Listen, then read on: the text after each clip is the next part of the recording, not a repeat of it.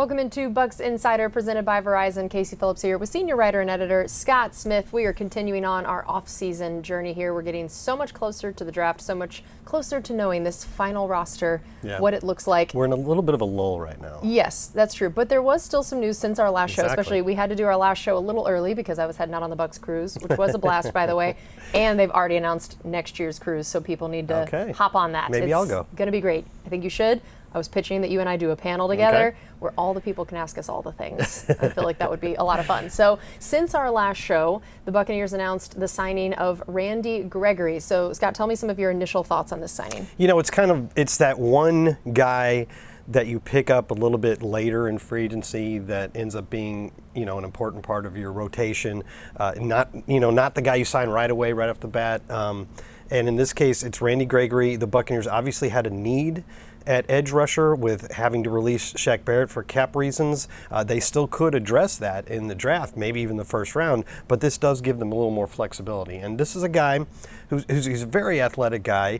He's had some ups and downs in his career, as he said, both on and off the field. But last year, he actually, for the first time in his career, played a full season, like every game. It happened to be with two different teams because he got traded from Denver to San Francisco. And then, of course, San Fran made it all the way to the Super Bowl. So he played like 20 games, and that's kind of a big step for him because various injuries or whatever reasons had kept him from doing that throughout his career. And this is a guy that could probably, he says he doesn't expect to come in and start, but he expects to, just be a part of the rotation and be, help the younger guys because it's a young room, help them grow and learn. And I think it's a good value signing that gives the Bucs some flexibility in the draft. Yeah, that's going to be really interesting. And so now, at this point, where does our outside linebacker rotation stand? And is this still a thing that you feel like, did this impact the draft and what they're going to be looking at? I don't think that it would stop the Bucs from drafting an edge rusher at 26 if one they like makes it that far. I still think that's a need. However, it does, even before the signing of Randy Gregory, Coach Bowles was saying they do like the guys that they have, and he was pointing out guys like Marquise Watts and Jose Ramirez, who they really are high on. And Marquise didn't get to play a whole lot, and Jose Ramirez was on the practice squad the whole year, but those guys could be part of the rotation this year. But, talking again about Randy Gregory and what he brings, it's not a very experienced group. He comes in as the guy with the most career sacks of everybody in that group. And you would expect probably that Joe and Yaya would be your starters. And of course, Yaya only has 7.5 sacks because he's only played one season, and Jose Ramirez didn't get to play. So some of those have to do with opportunities, but still you are talking about a guy who's done it in the league. Yeah, that's going to be great. And we talked about all the time how Shaq was such a big influence in that room. So to lose him, it wasn't just about his on-field production, but the leadership, veteran role. And Randy Gregory's been around the league long enough that I think he can offer a lot of that to the guys, which is going to be interesting. Also apparently very well liked in the locker rooms and the teams he's been on. Great. So hopefully he fits right in. Yeah, we always love to hear that. All right, so looking at that, knowing, as we talked about, it's a bit of a lull right now. We've had the majority of free agency happen. The draft is upcoming. Knowing that the Bucs sort of always have a to-do list each offseason of things they want to accomplish, where do you think they stand at this point? I think they're probably about 95% done, not counting the draft, in terms of free agency.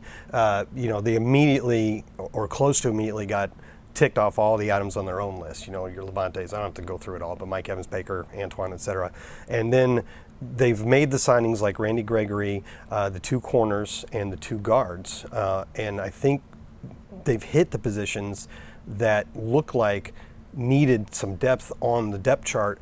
And by doing so, and bringing in guys that really, they've said, Coach Bowles and Jason Light have both said that those guys, Ben Breederson and Sua Opeta and Tavier Thomas and Bryce Hall, those are the guards and the corners in order, will have an opportunity to fight for a starting job or a particularly big role in the rotation. So they're comfortable with where they are at those positions, which gives them, I've said it a couple times already, but some more flexibility with their first few picks in the draft. Yeah, that's don't feel forced into taking the 6th guard or the 8th cornerback. And so now knowing also the idea of, Antoine Winfield, he's locked down in terms of at least being tagged. But I'm sure that the long-term deal is going to be a big goal, and then same thing with Tristan Wirfs of you want to lock that guy down, which also congrats to him on having a baby. That has happened, I believe, since our last show, and so congratulations to him and Meredith. That's great. That's what I should have mentioned when I said I think they're about 95% done. Still to do on the checklist is sign Antoine Winfield to a long-term contract, and you could see there were 8 guys who got the franchise tag, and it's already 6 of them have re-signed. T. Higgins and Antoine are the only ones who haven't, but I don't think that's a bad sign or anything. I think they're making good progress. There was a report yesterday, and it wasn't from the Buccaneers, that there's optimism about it getting done. So I think it's just a matter of figuring out some of the details. And then Tristan Wirfs, can you possibly imagine the Bucs not getting a deal done with Tristan Wirfs? No.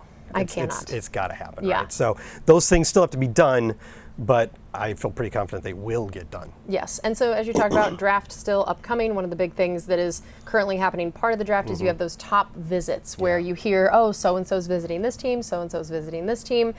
So let's talk about sometimes these get released, sometimes they don't. You never really know who all the visits are happening, right. and sometimes they end up drafting guys that didn't visit, which yes. I always love the sneakiness of that. But what do we know at this point in terms of who some of those visits are and anything you've been able to glean from what that means? I actually looked at at least the ones that were confirmed in the press last year, because the Bucs don't confirm their top 30 visits these days. And the only guy that I saw on a list of those who had a top 30 visit with the Bucs was Trey Palmer, that we actually drafted, the Nebraska receiver drafted in the 6th round. So it doesn't, I mean, when you see these reports, don't assume that these are definitely the guys that the Bucs are honed in on. And also sometimes they didn't get drafted by the Bucs, perhaps in part because they just didn't get an opportunity. They didn't make it to their pick. But they still like to get information on these guys for down the road. Like, just to give you an example, Todd Bowles with the Jets, they did a lot of work on Baker Mayfield when they were drafting, and they didn't get a shot at him because he went first overall.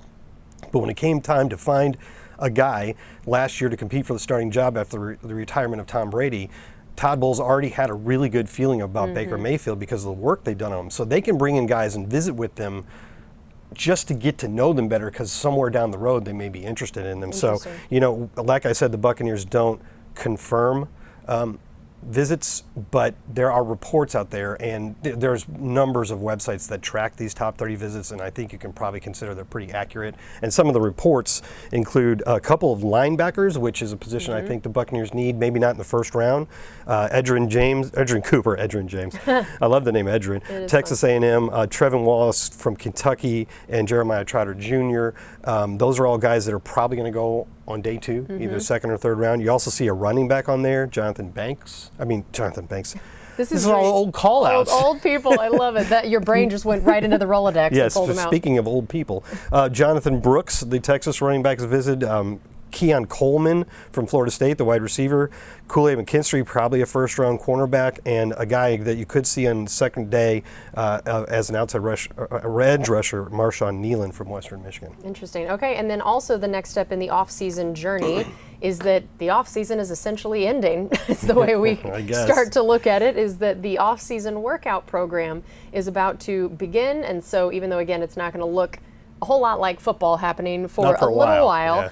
Take us through where we're at on the calendar of what the team is and is not allowed to do at this point. I think most people know this by now, but just to go over it again, there's 3 phases that the NFL allows during the workout plan, and they last a total of 9 weeks. The first phase is really just strength and conditioning work. The position coaches can't even go out on the field with the players, just the strength and conditioning. So they have a little bit of meeting time during the day and a little bit of time to work on the field and strength and conditioning drills.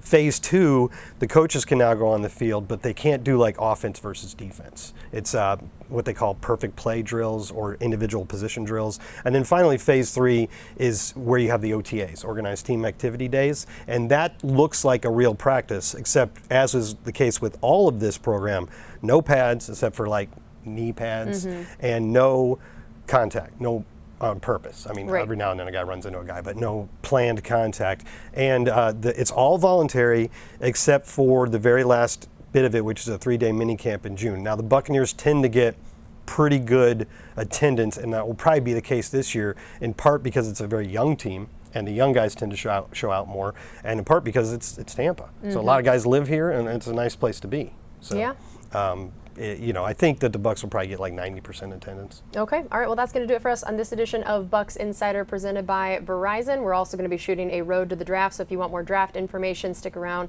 for that as well. And otherwise, we'll see you next week.